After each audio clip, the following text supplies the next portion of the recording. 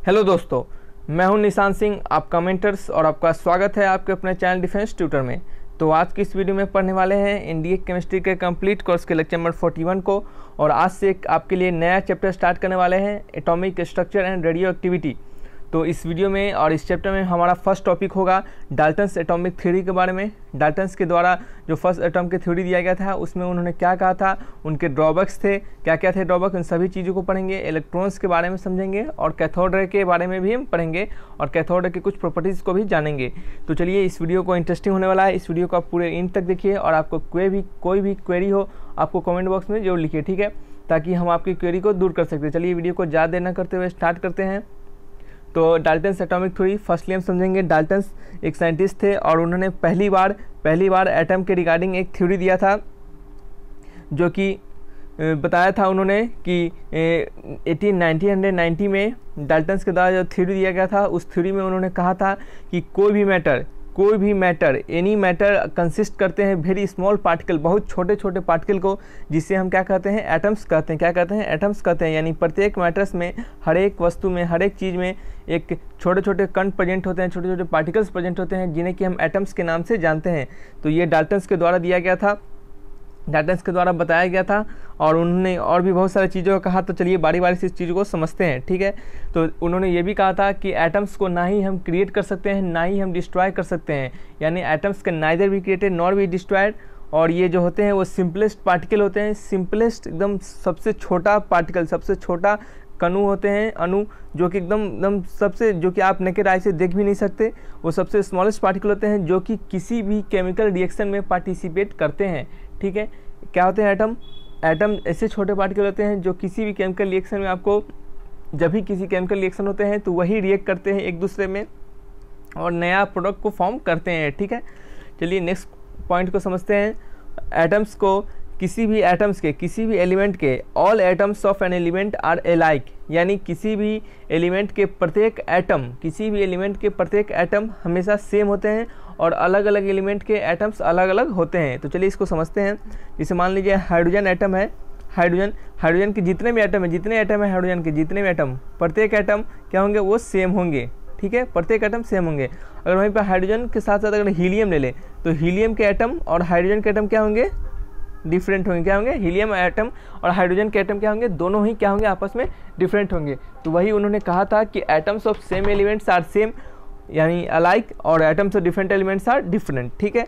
और next point में हम समझते हैं कि डिफरेंट एटम्स, प्रत्येक अलग अलग एटम्स के जो मासेस होते हैं और जो केमिकल प्रॉपर्टीज़ होते हैं वो क्या होते हैं, वो भी क्या होते हैं, अलग अलग होते हैं। अगर हम हाइड्रोजन की बात करें, हाइड्रोजन के जो एटम के मास होंगे और हाइड्रोजन के जो एटम के क्या होंगे, केमिकल प्रॉपर्टीज़ होंगे, वो क्या होंगे, एकदम डिफरेंट होंगे किसके, हीलियम से। यानी atoms of different element have different masses and their different chemical properties, ठीक है। ये भी उन्होंने ही कहा था। किन्होंने कहा था? डाल्टन्स ने कहा था। और देखिए, आपको इससे ही पता चलता है कि आपको पता है कि किसी भी हाइड्रोजन के, हीलियम के, लिथियम, बेरिलियम, बोरोन, जितने भी सारे आपको एलिमेंट प्रेजेंट है नेचर में, उन सभी के एटॉमिक मास कुछ होते हैं और वो क्या होते हैं, सभी के अलग अलग होते हैं, ठीक है। तो चलिए नेक्स्ट समझते हैं हम। नेक्स्ट हमारे प्रॉपर्टीज़ को समझते हैं कि एटम्स जो होते हैं कंबाइन करते हैं एक स्मॉल होल नंबर रेशियो में। Atoms combine together in a small whole number ratio. चलिए इसका मतलब क्या, हम ये समझते हैं कि आपको पता है कि एटम, जो भी एटम होते हैं वो एक होल नंबर रेशियो में कंबाइन करने का मतलब, वो होल नंबर रेशियो में कंबाइन होकर एक कंपाउंड को जनरेट करते हैं। जैसे एक चीज़ आपको दिखाते हैं, जैसे H2O हुए, H2O जो है वाटर है, H2O, कोई भी C6H12O6 ग्लूकोज, ठीक है। ये सब क्या है, ये सब सभी एटम्स है और वो क्या होते हैं, एक साथ कंबाइन किए हुए एक होल नंबर रेशियो में। देखिए 6 है, 12 है, 6 है, ये सब क्या है, यहाँ पे 2 है, यहाँ 1 है।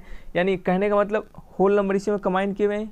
यानी ऐसा तो आपको नहीं देखने के लिए मिल रहा है कि H2O का 2/5O, इस तरह से 6 C 6/9 H12/15, इस टाइप का तो आपको नहीं दिख रहा है, कोई फ्रैक्शन में तो नहीं दिख रहा है। आपको जब भी दिखेगा, देखिए आपको फ्रैक्शन में होगा भी तो आप उसे क्या कीजिएगा, होल नंबर रेशियो में ही आपको उसको लाना होता है। किसी भी कंपाउंड में जो आपको कभी उनके जो आपको नंबर ऑफ एटम्स उसमें प्रेजेंट होंगे वो एक होल नंबर रेशियो में ही आपको देखने के लिए मिलेंगे। यानी इसी के लिए कहा था कि एटम्स हमेशा कंबाइन करते हैं सिंपलेस्ट होल नंबर रेशियो में, ठीक है। अगर आपको ये वीडियो थोड़ा फास्ट लग रहा होगा तो आप इसे स्लो करके देख सकते हैं ताकि आपको अच्छे से समझ में आए, नहीं तो अगर आप सेम आपको अच्छा स्पीड लग रहा है तो आप बताइए कि हाँ सर स्पीड बढ़िया है, इसी स्पीड से पढ़ाइए ताकि जल्दी जल्दी सिलेबस आपका कवर हो सके। ठीक है, तो चलिए नेक्स्ट समझते हैं drawbacks of Dalton's atomic theory. Dalton's के द्वारा जो एटॉमिक थ्योरी दिया गया था उनके क्या क्या ड्रॉबैक्स थे, उनके क्या क्या उनमें कमियाँ थी, इसको हम समझेंगे। ठीक है, देखिए डाल्टन्स ने कहा था, डाल्टन्स ने जो भी चीज़ कहा था उसमें कुछ कुछ कमियां निकली और कुछ कुछ उन्होंने छोड़ दिया था जो कि उन्हें बताना चाहिए था, तो उन्हीं सब चीज़ों को यहाँ पे हम पढ़ने वाले हैं। तो हमारा फर्स्ट पॉइंट होगा ये डाल्टन्स नहीं एक्सप्लेन कर पाए। Dalton's does not explain why, क्यों एटम्स और different elements differ in their masses and valency. Dalton's बहुत सारे साइंटिस्ट के द्वारा जब नेक्स्ट लॉ दिया गया था तो उसमें उनके ड्रॉबैक जो निकले थे, उस ड्रॉबैक का पहला पॉइंट में है यही कहा जा रहा है कि डाल्टन्स ये नहीं बता पाए कि क्यों डिफरेंट एलिमेंट्स के मासेस क्यों डिफरेंट एलिमेंट के एटम्स के मासेस और उनके वैलेंसी डिफरेंट होते हैं। ठीक है, उन्होंने ये नहीं बता पाया है कि जैसे आपको पता है कि हाइड्रोजन के और हीलियम के, लिथियम के, ये सब जितने भी अलग अलग एलिमेंट हैं इन सभी के मासेस क्या है, सभी के मासेस डिफरेंट है, इनके वैलेंसी क्या है, डिफरेंट है, सबके वैलेंसी डिफरेंट है। ठीक है, तो आपका ऐसा क्यों है वो इन्होंने नहीं बता पाया था। नेक्स्ट हम पॉइंट समझते हैं कि ये जो आपको आइसोटॉप्स होते हैं और आइसोबार्स होते हैं क्या होते हैं, ये सब हम पढ़ेंगे आगे। तो आइसोटॉप्स जैसे पिछले लेक्चर में भी हमने बताया है, isotopes, isobar, isotones, iso electronic species सभी चीज़ को बताया है। अगर हम नहीं बताया होगा, अगर आप उस वीडियो को नहीं देखे होंगे तो आप हम नेक्स्ट वीडियो में भी इस चीज़ को कवर करेंगे। ठीक है, तो इन्होंने ये भी नहीं बताया था कि क्यों आइसोटॉप्स और आइसोबार एग्जिस्ट करते हैं, ये एक्सप्लेन नहीं कर पाए थे existence of isotopes and isobars को। नेक्स्ट पॉइंट है हमारा, it does not explain how and why atoms of element combine with each other to form molecule. ये भी नहीं बता पाए थे कि क्यों एटम्स ऑफ डिफरेंट एलिमेंट, अलग अलग एलिमेंट्स के एटम कंबाइन करते हैं एक साथ और एक मॉलिक्यूल्स को, एक कंपाउंड्स को फॉर्म करते हैं। ठीक है, एक कंपाउंड्स को फॉर्म करते हैं। देखिए आपको ये सब तो बाद में आया था, ऑक्टेट रूल, डुएट रूल, ये सब तो बाद में आया था कि इससे पता चला हमें कि एटम स्टेबिलिटी को गेन करने के लिए, स्टेबल होने के लिए एक दूसरे से कंबाइन करते हैं। तो ये सब उन्होंने नहीं बताया था, उन्होंने सिंपल एटॉमिक थ्योरी के बारे में दिया था कि एटम क्या क्या होते हैं, ये सब छोटा छोटा प्रॉपर्टीज़ को समझाया था। तो ये कुछ ड्रॉबैक्स थे आपके डाल्टन्स एटॉमिक थ्योरी के। तो चलिए नेक्स्ट टॉपिक की ओर बढ़ते हैं, कंस्टिट्यूएंट ऑफ एटम्स।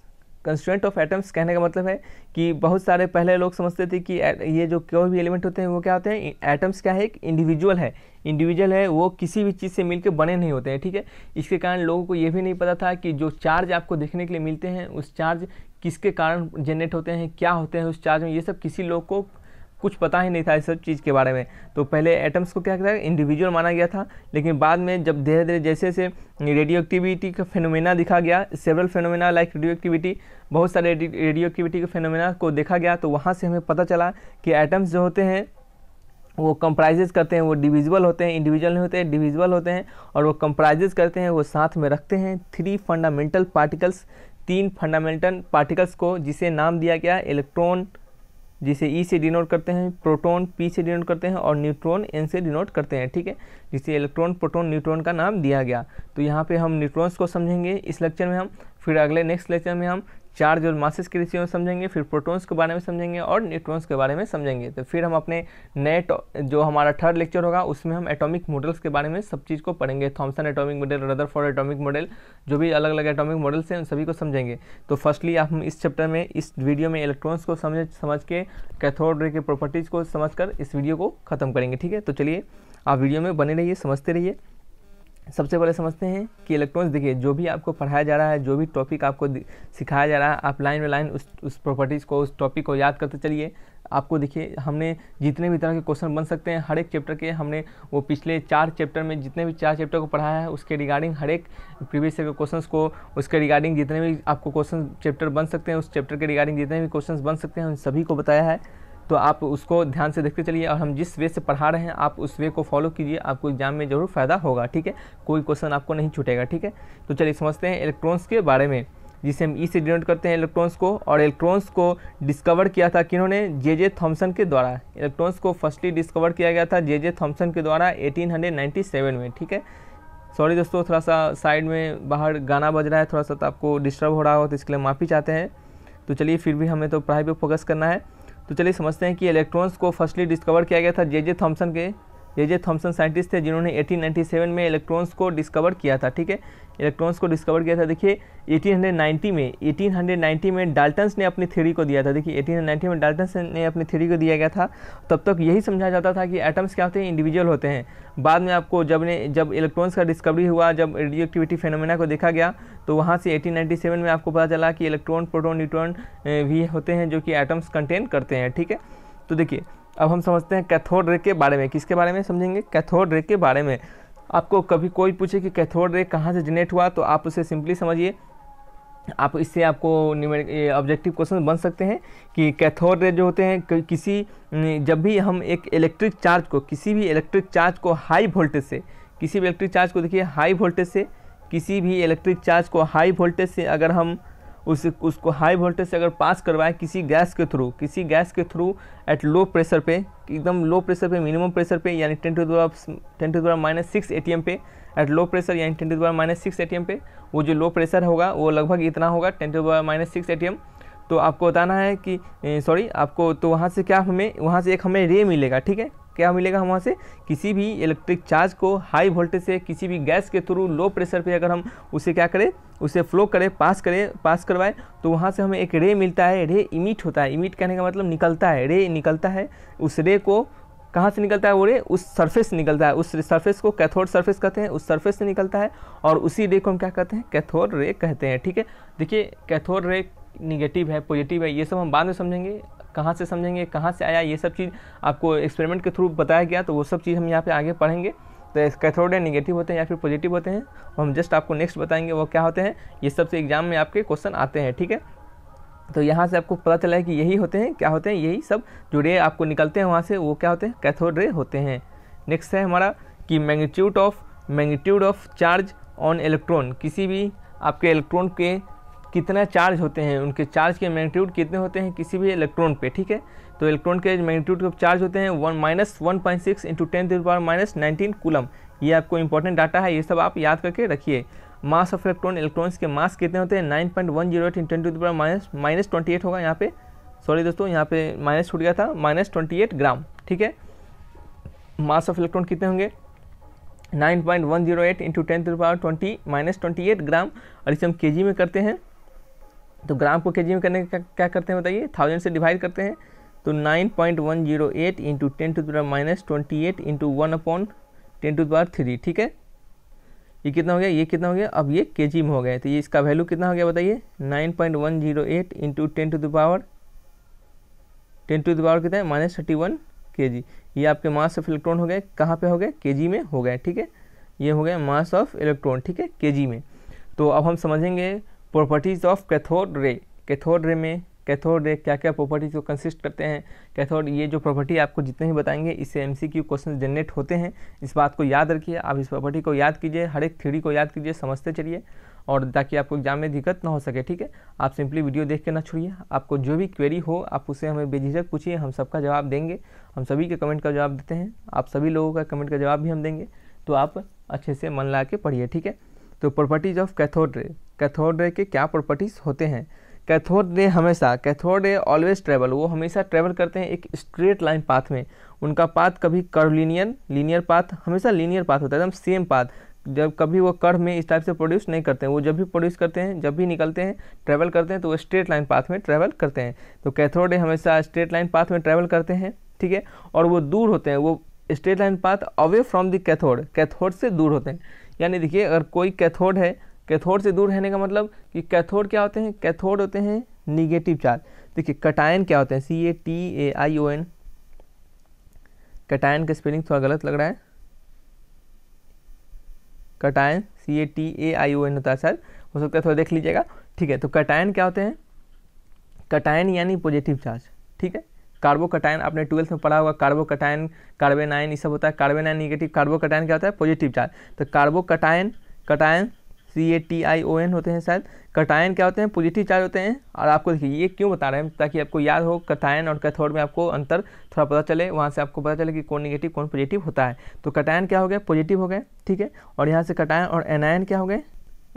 निगेटिव हो गए। सिमिलरली जस्ट इसके अपोजिट होते हैं। कैथोड क्या होते हैं? कैथोड क्या होते हैं, निगेटिव होते हैं, और एनोड क्या होते हैं, एनोड क्या होते हैं, पॉजिटिव होते हैं, ठीक है।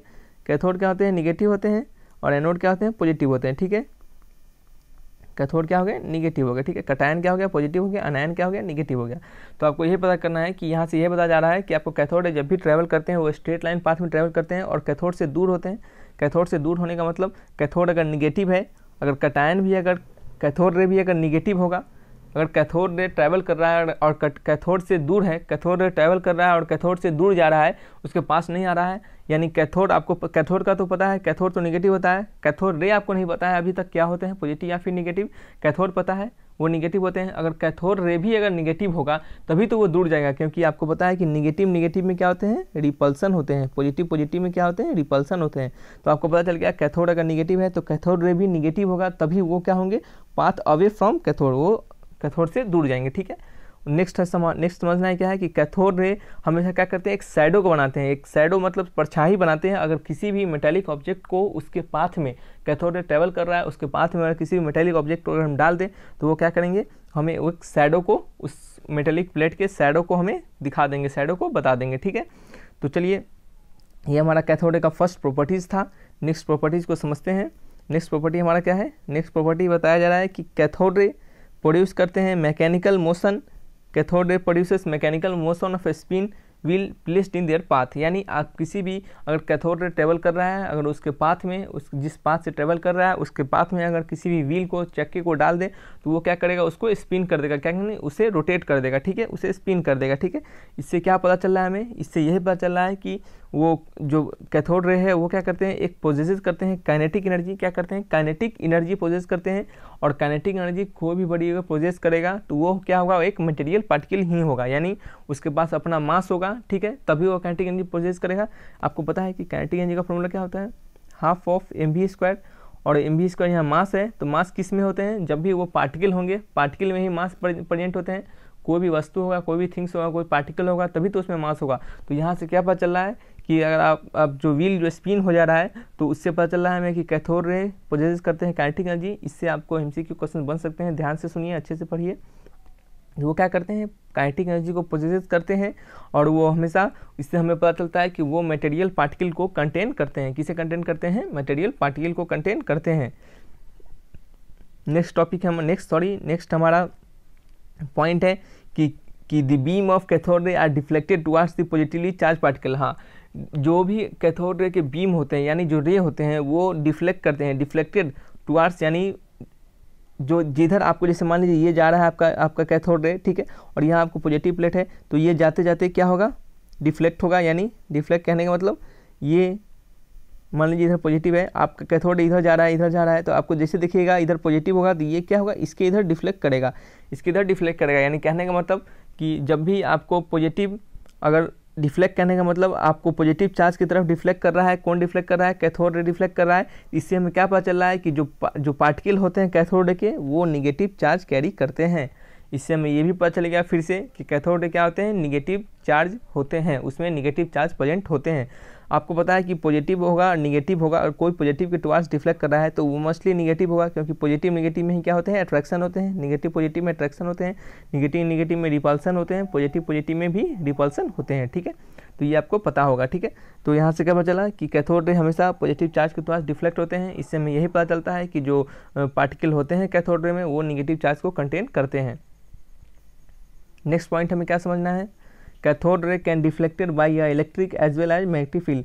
आपको कैथोड रे अगर जा रहा हो और उसके आप मैग्नेटिक फील्ड या फिर आपको इलेक्ट्रिक फील्ड, कोई भी मैग्नेटिक फील्ड डाल दे आप, तो वो क्या करेगा, उससे डिफ्लेक्ट कर जाएगा, ठीक है, उससे डिफ्लेक्ट कर जाएगा। इलेक्ट्रिक फील्ड डाल देंगे, अगर इलेक्ट्रिक फील्ड डालेंगे तब भी डिफ्लेक्ट करेगा। तो आपको एग्जाम में पूछ सकता है कि कैथोड रे डिफ्लेक्ट कब कब करते हैं, इलेक्ट्रिक फील्ड में, मैग्नेटिक फील्ड में, electric as well as magnetic field, या फिर नन ऑफ दीज। तो यहाँ पे क्या लगाइएगा आप, electric as well as magnetic field में, ठीक है।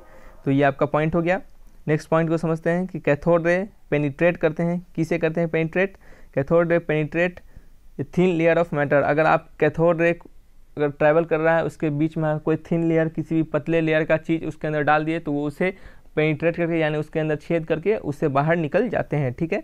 तो ये भी कैथोड रे का एक प्रॉपर्टीज़ है। नेक्स्ट प्रॉपर्टीज़ क्या कहा जा रहा है, कैथोड रे प्रोड्यूस करते हैं एक्सरे सभी को पता है कि एक्सरे क्या होता है। एक्सरे आप जब भी आप आपके डॉक्टर के पास जाते हैं तो वहाँ पे भी आप एक्सरे करवाते हैं, ठीक है। तो वो एक्सरे, तो कैथोड रे क्या करता है, एक्सरे को प्रोड्यूस करता है।